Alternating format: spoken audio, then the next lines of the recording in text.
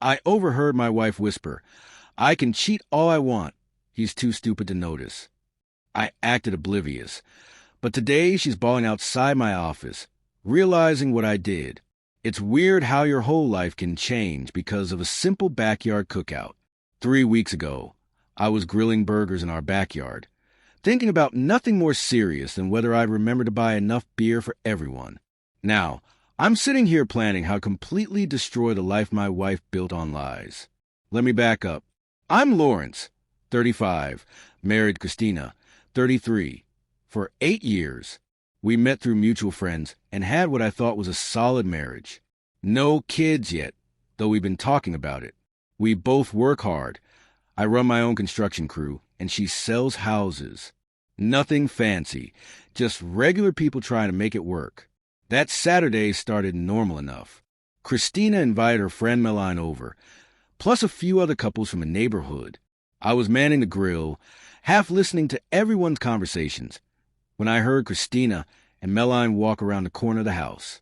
They couldn't see me because of our storage shed, but I could hear every word crystal clear through the open window. God, Kate is just... Christina's voice had that dreamy quality I hadn't heard in years. Last night was amazing. We snuck out early from that client meeting and went to his place. My hand froze on the spatula. Cade, the new guy at the competing real estate office. I'd met him once in a neighborhood association. Tall guy, always wearing those stupid expensive watches. Meline giggled. "Girl, you're playing with fire. What if Lawrence finds out?" I heard Christina snort. "Please, I can cheat all I want. He's too stupid to notice anything." He actually believed I was at a mortgage seminar last weekend. I was with Cade at that boutique hotel downtown. But what if... "Lawrence is clueless," Christina interrupted. "He's so wrapped up in his little construction projects. He wouldn't notice if I had 'I'm cheating' tattooed on my forehead. Besides, he's simple. Sweet but simple. Cade gets me. He understands ambition." The burger I was flipping fell into the flames. I barely noticed. Still, Meline warned, "Be careful. Men can surprise you." Christina laughed again. "Not Lawrence. Trust me, I've got this completely under control." They walked away, their voices fading into general party noise.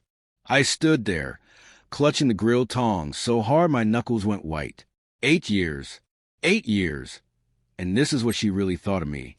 I'd love to say I confronted her right there, flip the grill over, cause a scene. But something clicked in my brain.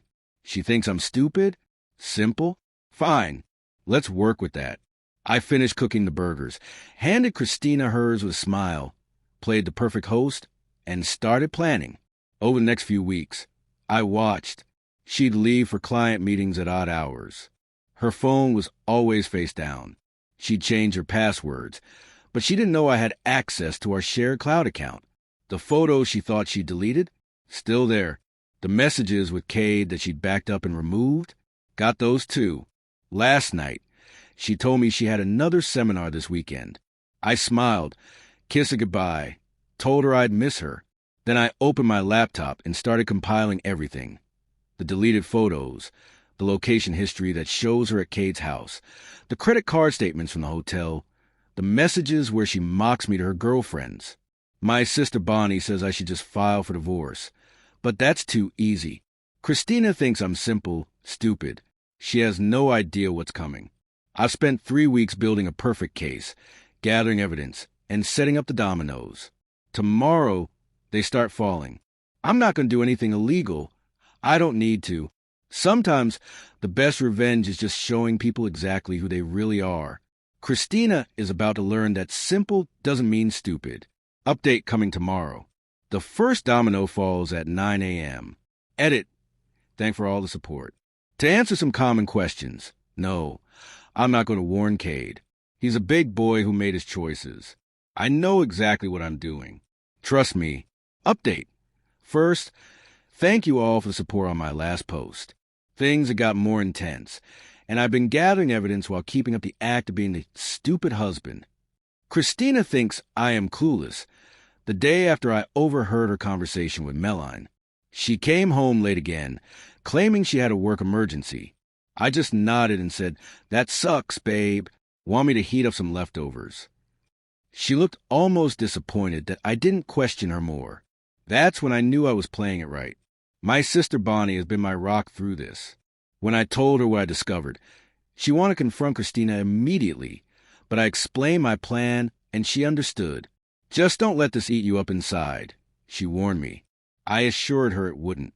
I was past the pain and now running on pure determination. Last week, I started noticing Christina taking more private calls in our backyard. Our bedroom window was cracked open, and I could hear her giggling with someone named Cade, the same name I'd heard her mention to Melline at the barbecue. She was getting sloppy, probably thinking I was too dense to pick up on anything. The Rayall kicker came during dinner, when she started talking about this amazing new client she was working with. "His name is Cade, and he's got some incredible investment properties," she said, even showing me his business profile photo on her phone. Tall guy, flashy smile, expensive watch, classic. I just smiled and said, "That's great. Honey, more commission for you." She actually rolled her eyes when I looked down at my plate. I've been documenting everything. Screenshots of her location showing her at client meetings that always seem to be at restaurants or hotels. Text messages popping up on her iPad, which syncs with her phone, from Melline asking how her afternoon delight was. Christina's getting cocky, leaving evidence everywhere because she thinks I never check anything. Yesterday, things got heated when I accidentally took her car to get groceries instead of mine. "Why didn't you ask me first?" she screamed. I played dumb. "I thought you said your meetings were all virtual today." Her face went white, then red. I found a receipt from a hotel bar in the cup holder when I handed it to her, saying, "Oh, you must have dropped this." She snatched it and stormed off, muttering about me messing with her stuff. The best part? I've been slowly moving money into a separate account, just enough each month to not raise suspicion. Christina hasn't noticed because she's too busy with her booming real estate career to check our finances. The irony is, she keeps bragging to Melline about how she's got me wrapped around her finger. This morning, I overheard another backyard phone call. Christina was laughing with Melline about some weekend plans. Lawrence is such a pushover. He actually believes I'm going to a real estate seminar in the city. Meanwhile, Cade's booked us the presidential suite. They both cackled like it was the funniest thing ever.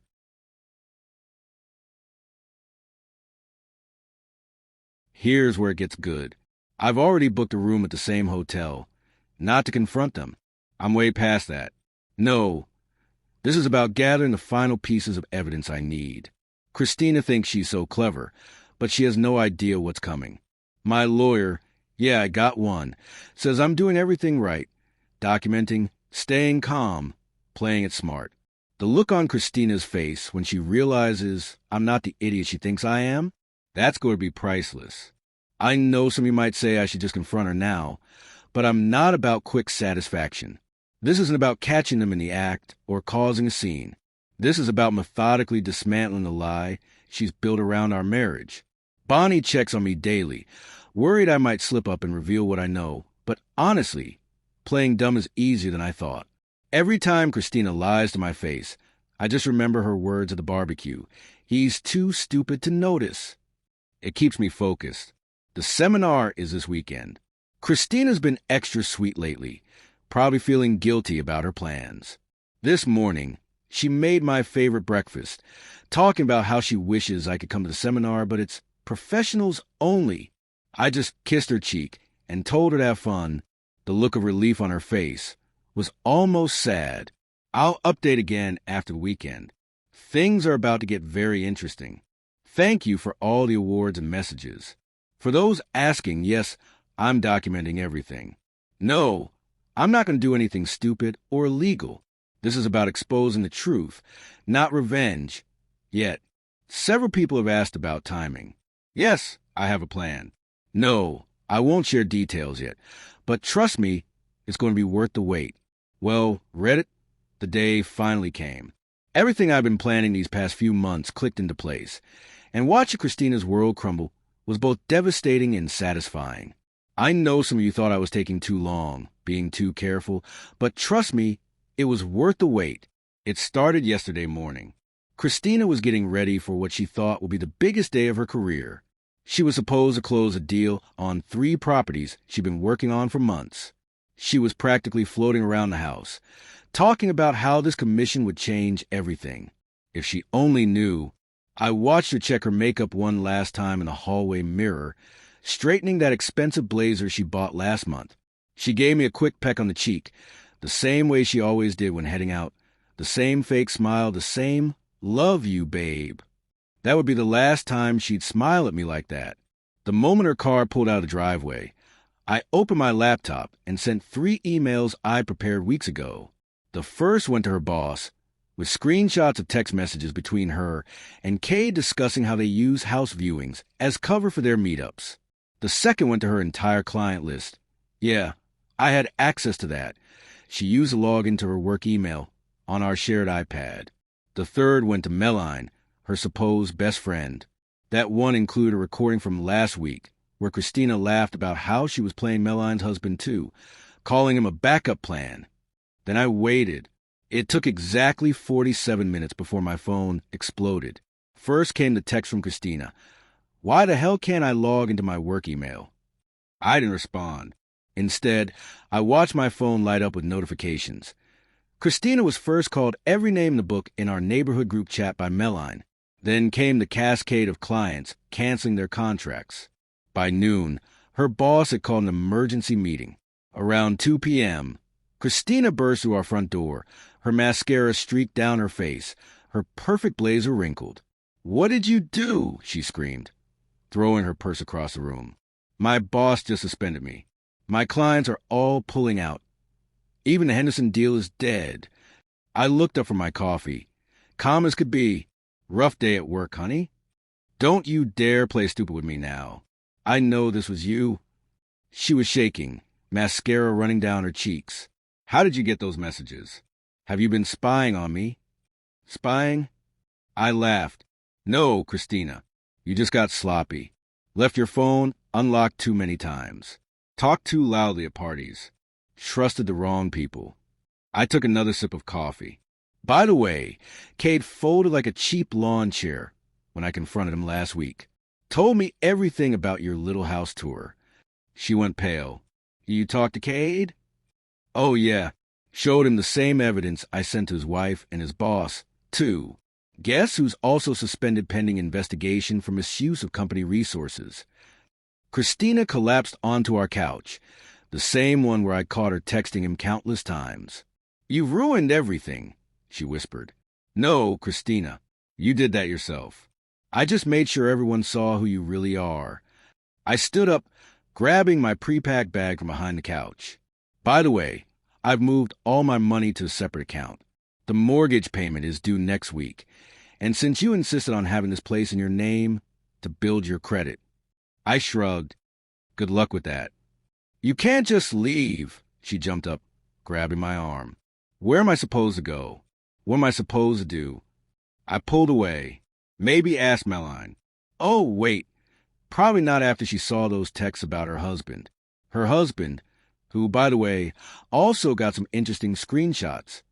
She crumpled the floor, ugly crying now. Not the cute tears she used to manipulate me with, but full-on breakdown sobs. "Please, Lawrence, please. We can fix this. I'll do anything." "That's the thing, Christina. There's nothing left to fix." I walked to the door, then turned back. "Oh, and you might want to check your credit card statement.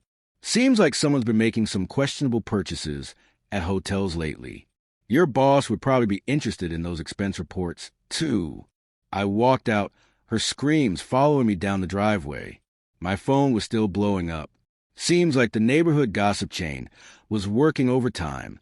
Bonnie, my sister, had already offered me her spare room, but I'd booked a hotel instead. Needed some space to process. Looking at my phone now, I could see Christina had tried calling 47 times. There were texts from her friends, well, former friends, calling her every name in the book. Her boss left a voicemail about a formal review on Monday. Cade's wife posted a public thank you to me on Facebook for exposing them. Was it petty? Maybe. Excessive? Probably. But after 8 years of marriage, after all the lies and manipulation, after hearing her laugh about how stupid I was, I'd say we're even. Holy, this blew up. Thanks for all the awards and support. To answer some common questions. Yes, I have a lawyer. No, I'm not worried about any legal fallout.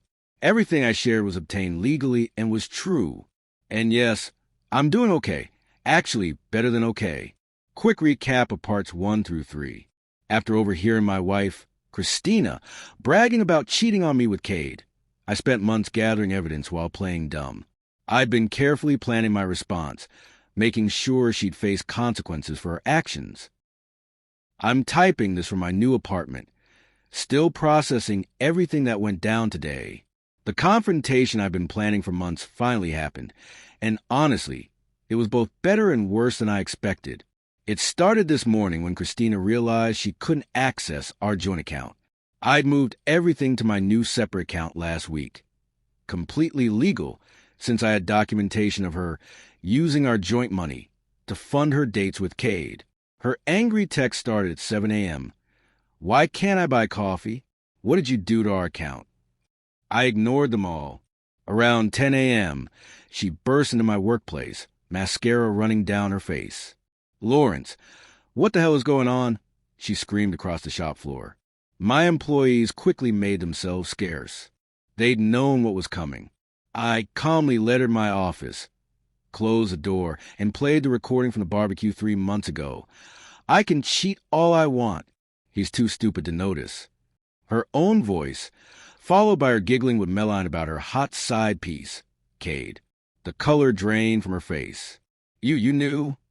Sit down, I said, pulling out a folder. We're going to talk about how you've been using our joint account to fund your little dates at the Riverside Hotel. $240 for dinner last Thursday? Must have been fancy. I can explain, she started. Oh, there's more. I cut her off. Let's talk about how you've been bad-mouthing me to all our friends, calling me a clueless idiot while sleeping with Cade behind my back. By the way, Cade's wife found out everything last night. I sent her all the evidence. Christina collapsed into the chair, sobbing. You'll ruin everything. No, you ruined everything, I replied, staying calm. Here's what's happening. I've already filed for divorce. The house is in my name, so you have until the end of the month to move out. The joint account is empty because I've documented every dollar you spent on your affair. And yes, I've already told everyone in our circle exactly what you did. She launched herself across the desk, screaming and trying to grab the folder. I simply stepped back, watching her wild-eyed desperation. You can't do this to me. I already did, I said. Oh, and remember that job recommendation I wrote for your new position? I sent a follow-up email withdrawing it and explaining why. Good luck with that. Christina's face crumpled as reality hit her. Everything she'd built her life on, our home, our social circle, her reputation, was crashing down. She tried bargaining, cry about how she'd change, how it was all a mistake. I just kept replaying her words from a barbecue. Please, she begged. I'll do anything. We can work this out. Like you worked it out with Cade in our bed? I asked, pulling out pictures from our home security camera. The bed I bought last year, when you said your back was hurting? She went crazy then, screaming about how I'd trapped her, how I was cruel for letting her think she was getting away with it. Security had to escort her out, as she yelled about how I'd ruined her life. The best part? Meline, her supposed best friend, threw her under the bus immediately when confronted. Turns out, Christina had been sleeping with Meline's ex, too. The whole friend group has imploded, with everyone taking sides and spilling secrets. Now, Christina is staying with her mom, who called to yell at me but shut up real quick when I played that barbecue recording. Her affair partner, Cade's marriage is over, and his wife is out for blood. The karma is real. I won't lie. Part of me hurts seeing Christina destroyed like this. 8 years of marriage don't just disappear. But every time I start feeling guilty, I remember her laughing about how stupid I was, how she could do whatever she wanted because I'd never figure out. My sister, Bonnie, just called to check on me. She's been my rock through all this, helping me plan everything. You gave her exactly what she deserved, she said. Don't you dare feel guilty. The aftermath is still unfolding. Christina's been calling nonstop from different numbers since she realized I blocked her. Her last text said, I regret being so heartless. I just sent back the audio clip of her barbecue conversation again. Some might say I went too far, that I could have just divorced her quietly. But she didn't just cheat. She reveled in humiliating me, in thinking she'd fooled me. She turned our friends against me with lies while playing the perfect wife. The way I see it, she earned every bit of this. I'm not proud of everything I did, but I'm not sorry either. Sometimes, the best revenge is just making sure everyone sees the truth about who someone really is. As for Christina, last I heard, she's frantically trying to find an apartment she can afford on just her income now that she can't access our joint account anymore. Turns out, planning your future around your husband being a clueless idiot isn't such a smart move after all.